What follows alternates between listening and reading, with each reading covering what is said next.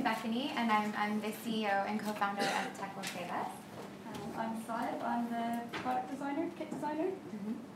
So we're going to tell you a little bit about CreativeMornings and I guess the reality of like having a product business.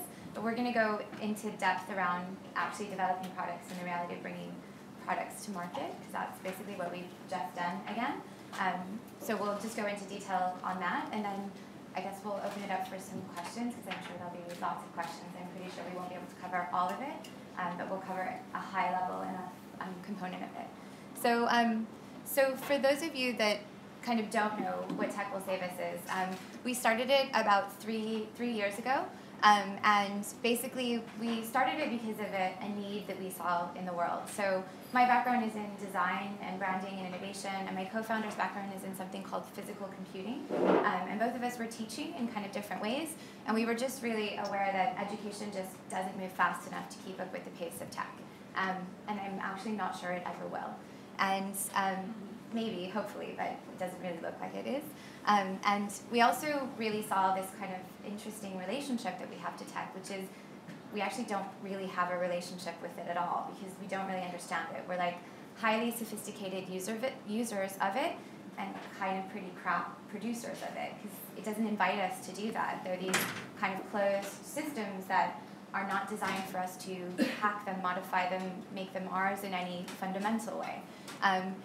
We are also parents, so as parents, so I have a 4-year-old who was born with an iPad, and it's amazing. I want him to use it and understand it and be really digitally literate. But as a parent, it was also really frustrating that he couldn't really explore his capacity to make things with it, because again, there's nothing for him to do with it. And as a young person, you're basically born pretty curious and kind of fearless when it comes to tech, especially now. And again, there are no options to like make things and kind of create things with it, because there isn't tech designed for kids to do that. And there is a kind of growing movement now around that, but it's still small and pretty kind of niche. So those were kind of the factors that led us to really wanting to start a business that could address these kind of challenges. So we built a very small team, and the mission of the business is really around sparking the creative imagination of young people using hands-on technology. And there are a few key kind of components of that. One, it is about sparking the imagination, because you just don't know what a kid is going to get excited about. Kids are excited about lots of things, and for us to just tell them that everyone has to be a developer is kind of ridiculous. Someone's going to get excited about making sensors. Someone's going to get excited about programming.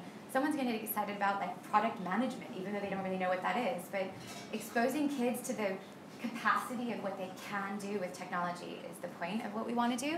And we want to do it hands-on. We don't want it to be theoretical. We want them to learn by doing and learn by failing. And we want that to be a fun and engaging experience. So that's kind of the premise for the business. So we have a collection of DIY kits and digital tools that help kids to make, play, code, and invent with technology. So it's not one product, it's a collection of products. They're all designed around everyday themes like gardening, cycling, gaming, music, fashion. We lead with what you can do with the tech, not with the tech. Because quite frankly, the kids don't care if it's a certain kind of tech. They just want to make awesome stuff. We have a collection of different kits, so things like electrodough, electronic Play-Doh. You make your own conductive dough. You make LEDs turn on, buzzers buzz, motors spin with conductive Play-Doh. Super fun, really easy, and basically 4-year-olds are making circuits and understanding it through learning and doing. We have things like the speaker kit. I'll just go straight to this one. Things like the gamer kit, where you actually make, play, code, and invent your own games. So this is the gamer. Again, it's about digital tools and physical products. And this kit was acquired by the Museum of Modern Art as part of its permanent collection, and it's now in the Design Museum permanent collection too, which is great for us in the sense that we're a design-led business, but most importantly to us is the fact that things that can be acquired by MoMA are actually also being used by like code clubs and local schools and families and everywhere from Tower Hamlets to like Austin. And that's really important to us, that there's a level of experience that we're able to create that's acknowledged by places like MoMA, but is useful and interesting to families and kids. So what we're gonna, why isn't this working? So what we're gonna talk about is the mover kit. We started with the process. So we've always had a design process for our products, which is a very user-centered approach to design and development. However, designing a product with 4 people versus designing a product with 28 people, which is what we have now, is like completely different. Like it's not the same thing. So we started with a process that kept the young person at the center of the experience, and that is probably one of the most important things to us as far as how we develop products. So young people are involved in every aspect of developing and designing a product. And again, designing that with 28 people is different than 4 in the sense that we had to really refine what that process was. So the process has now evolved into a system of sprints and gates.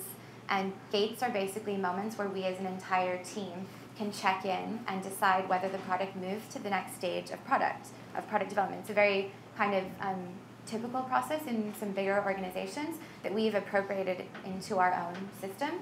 And it was painful, let me tell you, because no one wants to change what they do, and we all think we already know what we're doing, but we don't, and we didn't because we were a very different business since we developed our first collection of products.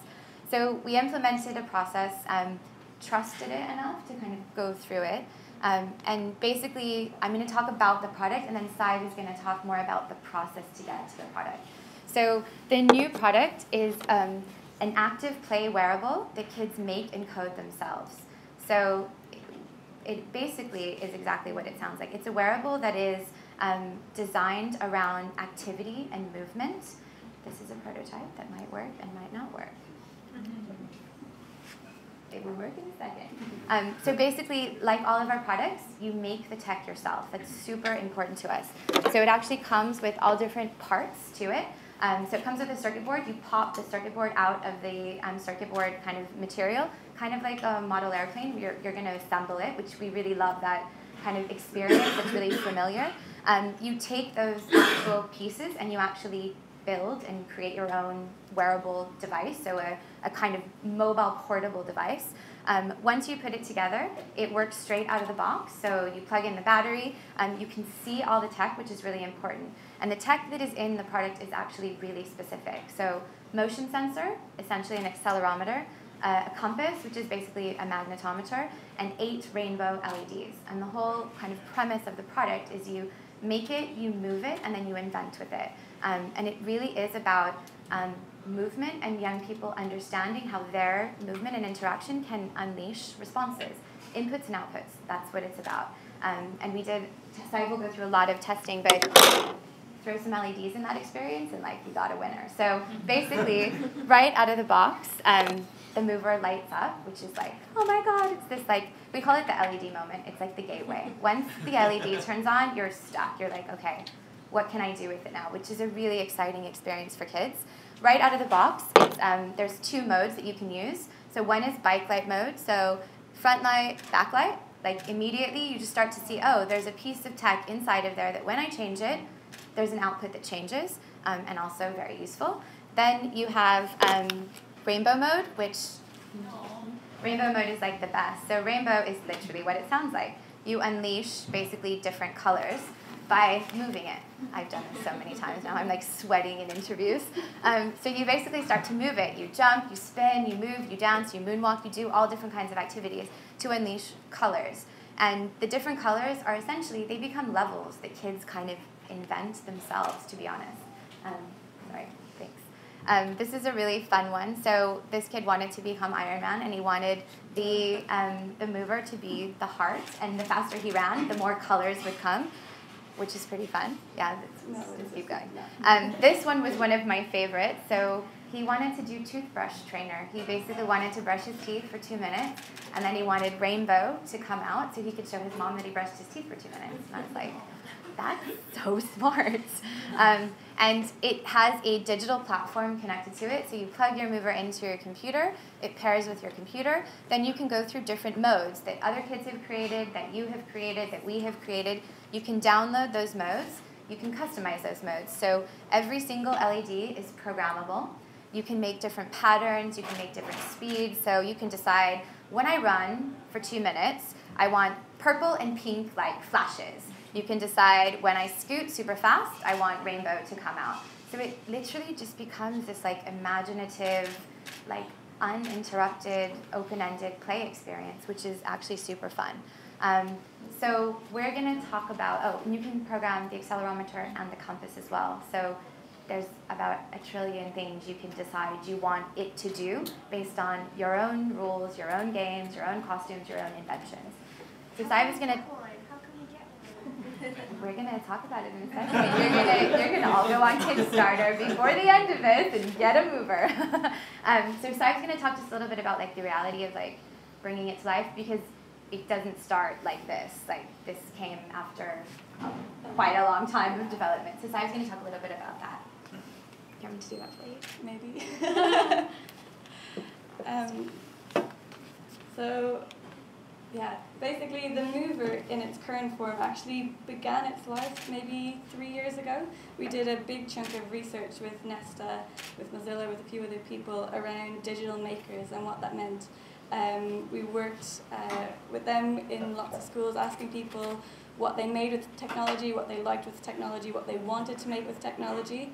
And really what came out of that was a set of themes, as well as just a huge disparity between what people wanted to do and what people were doing in school. So what was actually quite boring for them in some cases was something that they really wanted to push a lot further. Yeah, I mean, kids basically, like, the themes were, they weren't making anything. This was before the computer science curriculum. They were making, like, USB sticks in, like, DT. They were doing Excel spreadsheets and making, like, bird boxes. I mean, to say they were uninterested in what they were doing is not even beginning to establish how boring these kind of things were for kids. Yeah. So yeah, lots of research, a bunch of themes. And so from that, there were 3 main things that came out of it. A gaming device, a wearable device that was about data, and a communicator. And so, as some of you may know from below, the gaming device ended up being really successful and is the one that we took forward and brought to market at the time. But one of those was the Mover Kit. It was all about collecting your data, about the little data that people were collecting. And we put it in 40 workshops, I think. Got it out there, and it was like everyone loved it, but there was something about the data that just wasn't quite clicking. People could see it on screen, but they were more concerned with the object on their wrist than they ever were with the data that was like being captured and shown to them. Yeah, we had like really high hopes. The kids would be like super excited about this data they were being produced, and they actually didn't really care. They wanted the thing to do something, and it didn't do anything. It was happening here, and so we kind of let it go for a little while. Yeah. So then we rolled back to last September when we started looking at developing new projects with this bigger process that Bethany was talking about earlier. And we really had to like go back to take everything back to its very beginnings and look at what our core principles were, what are the themes that we were working with, what our pedagogy are, our learning principles that we wanted to really talk about with our kids. And the experiences we were giving people. And a lot of what we do is trying to get away from the screen. And with that, we ran with 5 big themes that we started working with. So we were working on 5 products alongside each other. 2 of which went forward, and 1 of which was this kit here. So where Mover was originally about little data, capturing that data and sharing and showing that data, it became more about an expression of that data, what movement was, what accelerometers even meant to people. Like, there's an accelerometer in everybody's phone, everybody's tablet. It's in pretty much everything you have, actually. And for some, it's just telling which way your screen's oriented, but it can do so much more. And we really wanted people to kind of get hands-on with the tiny technologies that you can't see.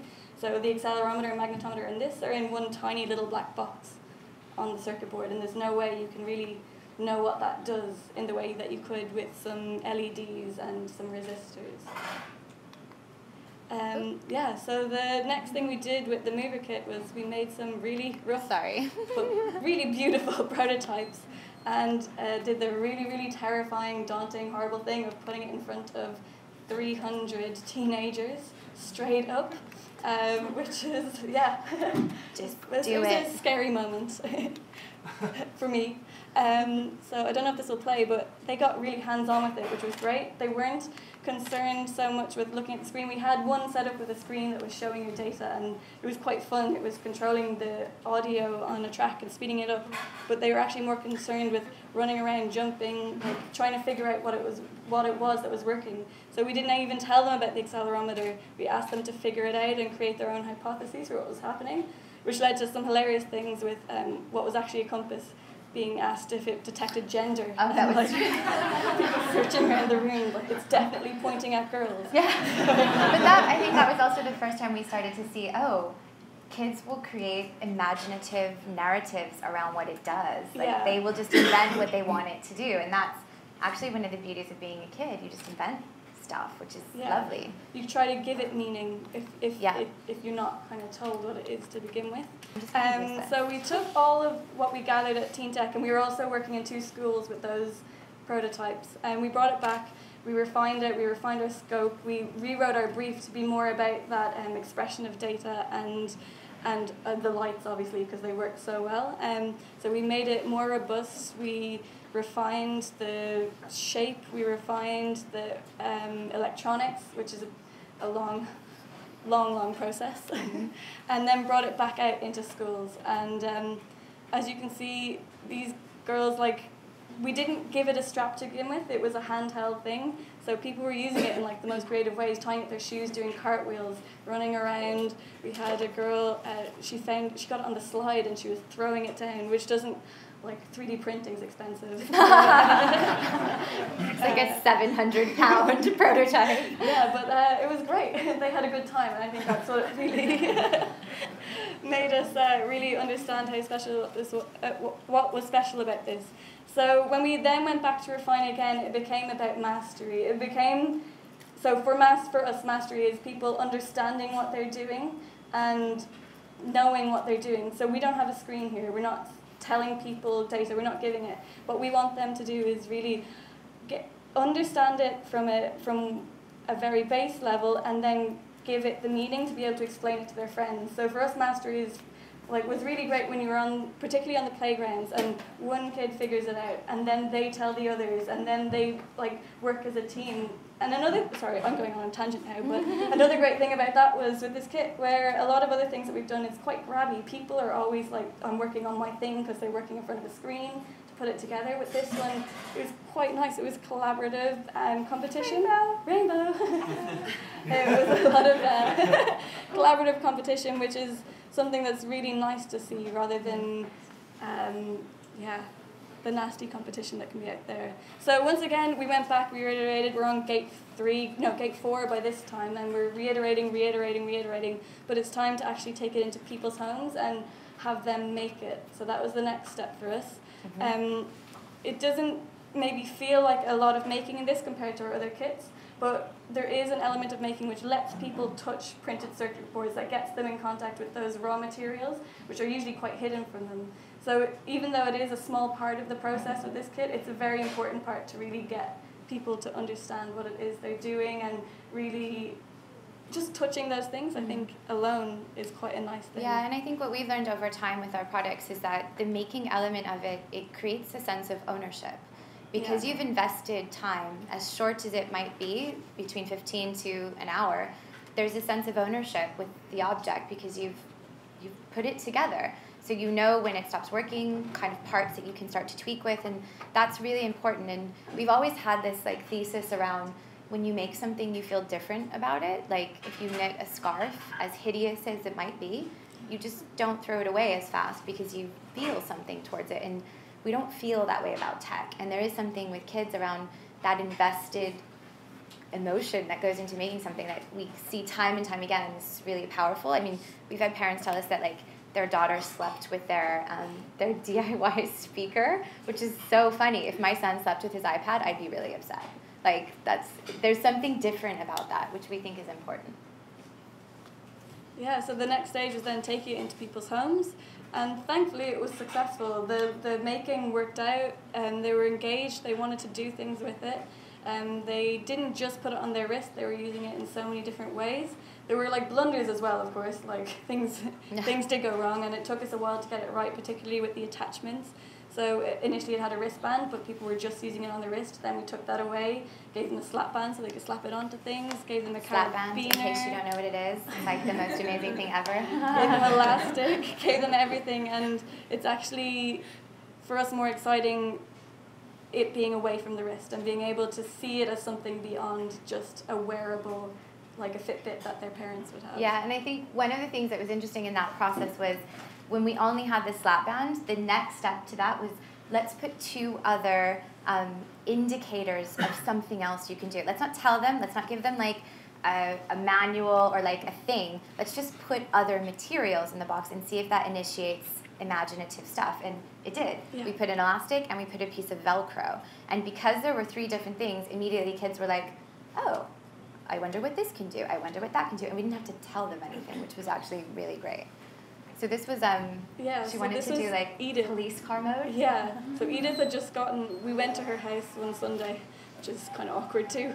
And it was her birthday the day before, and she'd gotten a remote control car. So she's like, that light needs to go on my moving car, because she wanted to get that rainbow that you saw earlier. And she figured she didn't want to run around because she'd been running up and down the stairs. So she strapped it onto the car and sent it flying around the house so that she'd get rainbow quicker. And that ended up, you saw pictures of it later, we went and made the lights for her so that it would light up. And that was the first thing that she wanted to make. And I think what became really evident in the home testing was the cycles of play. Make, move, invent. It works great. I play with it for 45 minutes. I want to do another cycle. Make, move, invent. I want it to be this now. And those cycles of play became really, really important. And that's what happens when kids play with Lego. That's what happens when kids play with any kind of engaged activity. There's a cycle that happens, and that was really exciting to start to see happening. Yeah. So this was the final product, was the mover, and really important, I think, at the end of the process was there was a moment where it had 12 LEDs, and that actually was really problematic because people were thinking that it was a watch, and it's not a watch. So it's not a smartwatch. It's not a Fitbit, it's not a data tracker, it doesn't hold data in the cloud somewhere, and it doesn't tell you where your kid is. It's not a tracker for your child. It's actually a wearable for the kid to be imaginative with, and that's really different than wearables for adults. Wearables for adults are basically notification systems and trackers right now. That's kind of it. That's not what kids care about. That's not what they need. So designing for a kid, a kind of wearable, it became more about portability. Yeah. It became more about open-ended play. It became about responsiveness.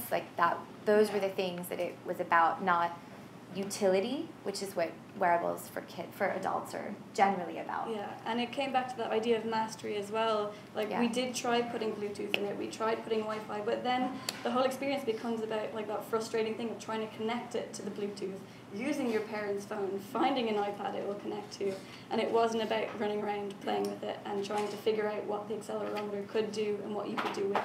Yeah, and again, it's for 8-year-olds, so that was really important. That was a great, important age group. So we launched it on Kickstarter.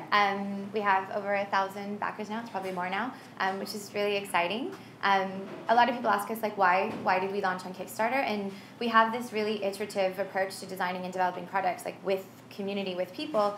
And it made perfect sense that if we're launching product, why aren't we launching it with community?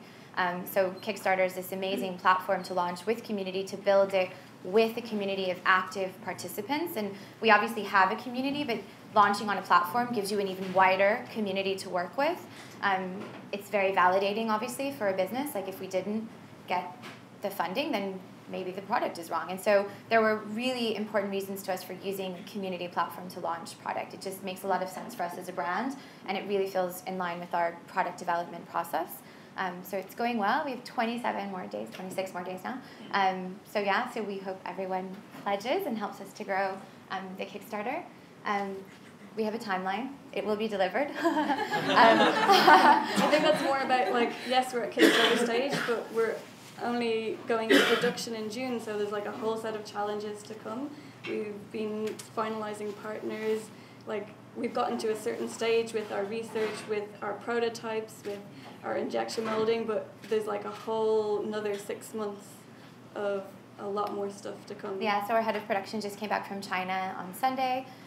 We are doing new production methods than we've never ever done before. We have a mini factory in Hackney where we've done all of our assembly, production, fulfillment like since the beginning. We do have fulfillment centers in the US and the UK, but this kit presents a new challenge and a new opportunity. And I think the great thing about having been a business that has delivered product before, so we've shipped over 70,000 kits now, is that like this product will get shipped. Like it will happen. There is no not happening, because that's what we do. We imagine things, we make them real, and then we put them in the world. And so I think, yeah, the challenges will be challenging, but like it will happen. Yeah. And and then we celebrated with rainbow bagels, because now everything is rainbow. And like the whole like rainbow it's just like, I don't know, there's something really magical and delightful about celebrating like rainbow as an outcome. And again, I think when you're making stuff for kids, you can bring a bit more joy and playfulness into the interactions you're creating, because of the nature of what kids are and like the openness of their kind of imaginations. And I think that is fun for us, and it's always fun to see reactions when it comes to that. Yeah, and I think that's it. Yeah, that's our process.